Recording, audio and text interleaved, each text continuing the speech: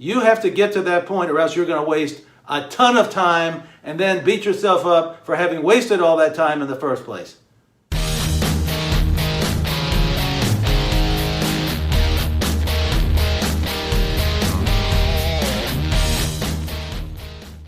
Ladies and gentlemen, welcome once again to the Blue Collar Psychiatrist video series.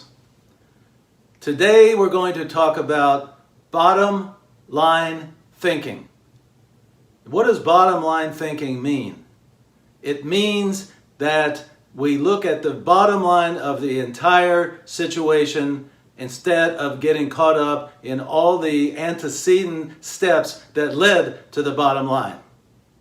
It means that we save an incredible amount of time by doing so. Let me give you an example. Suppose you are interested in going out with either a man or a woman, depending on your gender. And you call them up, you know them somewhat, you call them up on the phone, and they tell you, well, I'm sorry, but I can't go because my grandmother is sick. And I'm sorry, but I can't do anything about it. And that's the end of the conversation. The person did not give you an alternative date where they might be free, so they may not be all that interested. But now you're starting to think to yourself, well, I wonder if that's really true. I wonder if her grandmother is really sick. I don't know. Is this just an excuse, or is it really true? And then a couple days later, you call her back again. You call the person back again. And you get, well, I've been kind of busy lately, and I don't think that I have the time. Okay, that's fine. Now it's in the other person's ballpark. You don't call back a third time. And then you say to yourself, I wonder if this person is even interested in me. I wonder if that story about the grandmother was even true. Maybe she's not really interested in me at all. Maybe she's seeing somebody else. Maybe she was told by her parents that they didn't like me. Maybe she doesn't like the way I dress. Maybe she doesn't like the way doesn't like my shoes. Maybe she doesn't like the way I speak. Could be a million things. And you get stuck in all of these maybes. And it is what we call mental masturbation, because you can't get out of this morass of mental masturbation. What if this, and what if this, and what if this, what did this mean, and what did that mean, and whatever. Stop it. The bottom line is this. She does not appear to be interested, and here's the key word, she is unavailable. Unavailable. And if somebody is unavailable, that's it.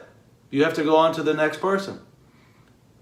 Now, it could also be something having to do, let's say you have a repairman that's supposed to come to your house to repair your refrigerator. And he makes a date to come over, and it's now a half hour past the time he's supposed to be there, and he doesn't show up altogether. Never calls either. You call him. He says, oh, I am backed up. I can't get to you today. How about tomorrow? I can come there at 3 o'clock. 3 o'clock the next day comes. He's nowhere to be found. Again, he doesn't call. And you call him and you say, hey, what's going on? And he says, well, my wife is sick and I got to take her to the doctor and I could not get away. That's it. As far as I'm concerned, game over. Game over. This repairman is unavailable. And that's all you need to know. Doesn't matter whether you are looking at a person of possible romantic interest or whether you want somebody to fix your refrigerator or your car or whatever it might be. The question is, are they available or are they unavailable?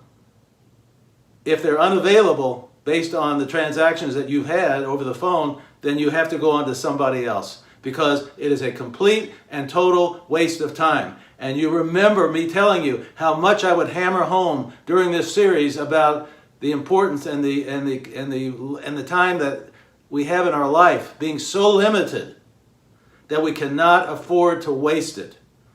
But many people get caught up with, well, maybe this happened, and maybe that happened, and maybe I should call him again, and maybe his wife is not sick, or maybe, it just goes on and on and on, and you get stuck back upstream. But that doesn't make any difference. All these machinations in your mind make no difference whatsoever. The bottom line is this: this person is unavailable. What do you do then? You find somebody else. End of story. I don't have time, and I'm sure you don't have time to waste on a journey that's going nowhere. Why chase after people when they don't seem to be able to come at the right time, or they just don't seem to be interested? And that's what you have to get to. If there's one thing I want you to understand, it's this: you must get to the bottom line. I don't care about the reason. Now, I might be a little bit hard-lined about that. I don't care why they can't come. I don't care why they're unavailable. The bottom line is this: they are unavailable and my needs are not being met. So that's the end of the story. You have to get to that point, or else you're going to waste a ton of time and then beat yourself up for having wasted all that time in the first place. Follow this strategy of bottom line thinking, and you will save many, many, many hours of frustration. Ladies and gentlemen, as always, I remind you, drink! And drink abundantly from the fountain of life.